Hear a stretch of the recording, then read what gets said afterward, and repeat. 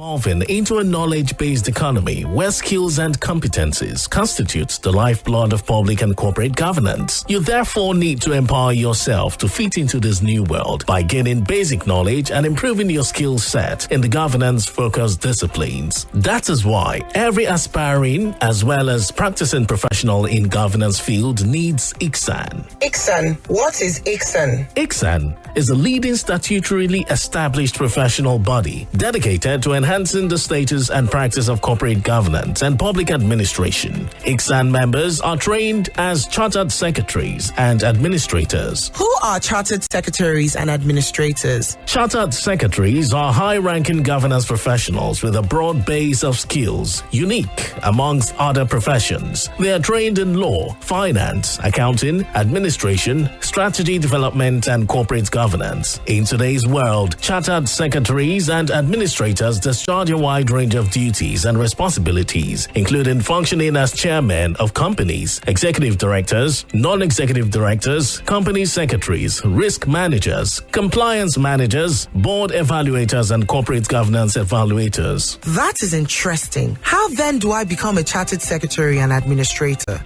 Good. Go to the Institute's website, www.icsan.org. You can also visit the National Secretariat of ICSAN at Plot 6, Elephant Cement Way, Alausa, Ikeja, Lagos, to get full information on how to become members. ICSAN, the hub of governance professionals.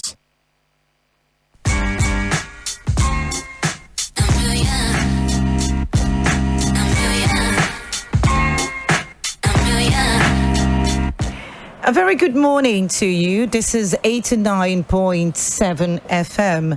Welcome to another edition of Corporate Governance Platform.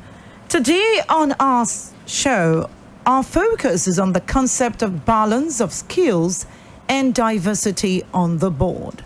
My name is Olabisi Omediri. My guest today is Mrs. YVETTE OKWESI, ACIS, FCIS, and she'll be speaking on the concept of balance of skills and diversity on the board. Good morning, ma'am. Welcome to the show. Good morning, Olabisi. How are you doing today? I'm doing great. And you too? I'm doing great too. Wonderful. This program is sponsored by the Institute of Chartered Secretaries and Administrators of Nigeria. Moving on. The code referred to two terms as necessary in board composition. These are balance of skills and diversity. What do these terms mean, ma'am?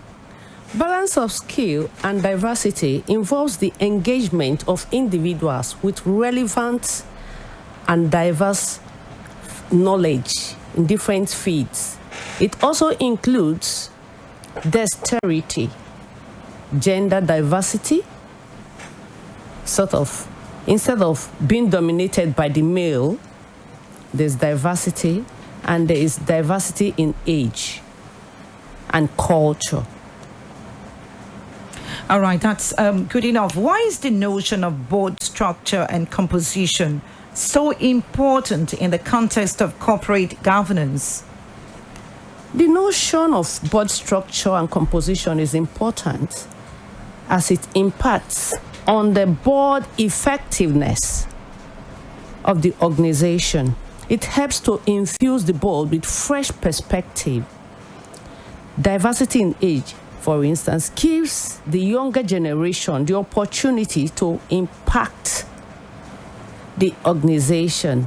Like the younger generation, we all know, they are more prolific in information, modern technology. Then it enables them, the company, to fulfill its core purpose. When, for instance, when non-executive directors who bring their knowledge and expertise to bear on the company are employed or engaged, it affects positively, impacting on the profitability of the company, for instance. Then the board will not be rigid. It will not be seen as rigid to outsiders. It will be attractive to prospective investors as well. So can there be a recommended ideal size or specification for a board structure that companies may adopt? Not necessarily. The code did not specify the size, but it did advise on the nature of the business of the organization. The size of the organization will determine the number of directors to engage. If a company has branches all over the world, like in Africa, you would agree with me that the board will be larger. Unlike a company that is smaller, that can engage 5, such a company may engage up to like 15. So it's actually the company or the organization that determines the size. The code did not specify. So let's look at some specific advantages. What are the specific advantages if an organization gets its board composition and structure right? Okay. Part of the advantages is that there's effectiveness in discharge of responsibilities within the organization. Then the infusion of fresh perspective. The youths, they are there. The company is attractive to investors, for instance. There's diversity. There's better customer strategy. And there's innovation. These are the advantages that a proper structure could bring into the organization. All right, it's still corporate governance platform on Equator 9.7 FM. Our focus is on the concept of balance of skills and diversity on the board. My guest is Mrs. YVETTE, OKWESI, FCIS. Moving on, ma'am, what is shadow directorship and why does the code prohibit it? The shadow director, it's an individual who acts as an alternate to a standard director. His name is not mentioned specifically in the company books. He's not statutorily employed. That's who a shadow director is. So what is the reason for the court recommendation that prospective directors should disclose memberships on other boards and current directors should notify the board of prospective appointments on other boards? Okay. First of all, when there's disclosure, there's trust. But to avoid conflict of interest, a director who is already in a company and he's about to enter into the board of another company that is competing with an organization cannot be allowed to take on that directorship, or the board cannot be allowed to be employed in the board. And it also is a breach of confidentiality. There may be misappropriation of corporate information by that director. ICSAN is reputed as a leading voice of corporate governance in Nigeria. It is the institute contemplating issuance a sort of guidance paper on ideal board composition and structure to serve as a reference point. Yes, ICSAN actually has a guidance paper. Many of them have been placed online on the portal of the company, and they have some that can be purchased from the secretariat to guide other organizations in employing the board members. All right, and that's been wonderful. So what advice do you have for corporate entities on the issue of balance of skills and composition of the board? The way forward for such companies is that they should employ, for instance, non-executive directors who have expertise, who will bring their knowledge and skill to bear. They should also ensure that there's age variation in the board membership. There's cultural diversity. There's diversity in expertise. And there should also be gender diversity. Wow. I must appreciate you, ma'am, Mrs. YVETTE, OKWESI, FCIS, speaking on the concept of balance of skills and diversity on the board. It's still corporate governance platform. We'll take this break, and when we come back, Mr. Kayode Ketefe, Head of Research, ICSAN, will be here to speak some more. Stay with us.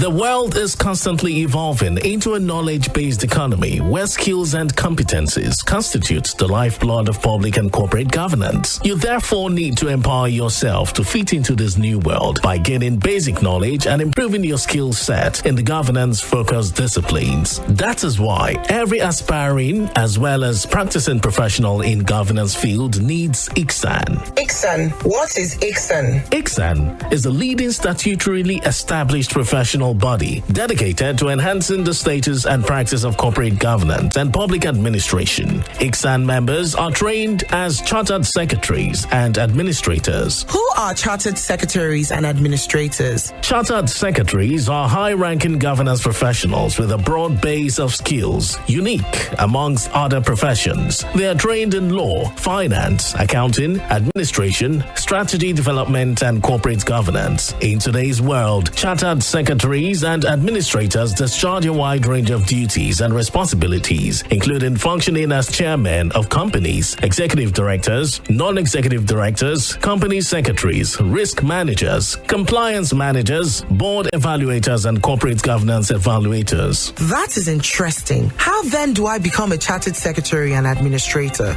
Good. Go to the Institute's website, www.icsan.org. You can also visit the National Secretariat of ICSAN at Plot 6, Elephant Cement Way, Alausa, Ikeja, Lagos, to get full information on how to become members. ICSAN, the hub of governance professionals.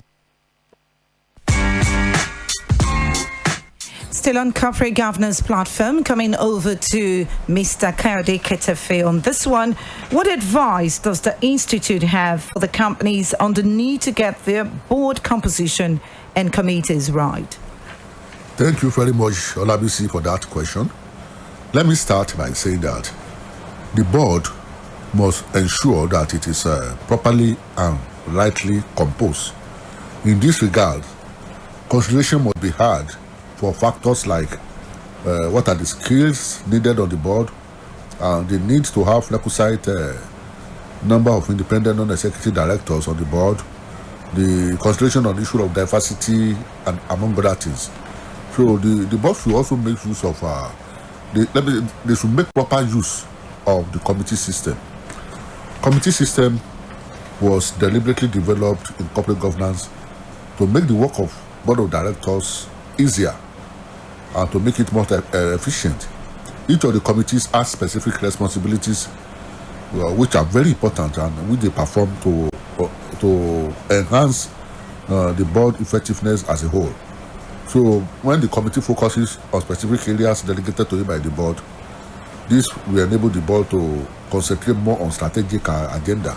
So ICSAN is hereby advising companies and other organizations to ensure that they get the right structure and mix both on their board and in their committees. Let me also add that our institute can assist in this regard by giving guidance to companies and other organizations on the issue of appointment to the board, the issue of board composition, as well as effective use of the board committee. Our training department also constantly features teams on board composition as well as committee system. So those seeking knowledge in this area can attend our training. We also provide specialized training for corporate entities that make specific requests for them. And this one is not limited to the issue of diversity and board composition alone. It relates to all issues of corporate governance and public administration. Okay. So let me just limit it at that. All right, for those who might need more information about where the school institute is and how to get in touch, what are the details? Easily access our website, www.icsan.org. They can also call Kayode on 080-3214-7720. Thank you very much. All right, that much will take on today's edition of ICSAN Corporate Governance Platform on Echo 89.7 FM. Today, we've been able to look at the concept of balance of skills and diversity on the board. We had Mrs. YVETTE OKWESI, FCIS, speak on the issue, as well as Mr. Kayode Ketefe, Head of Research for ICSAN. Join us same time next Wednesday at 10:15 on this station. I am Olabisi Omidire. Good morning.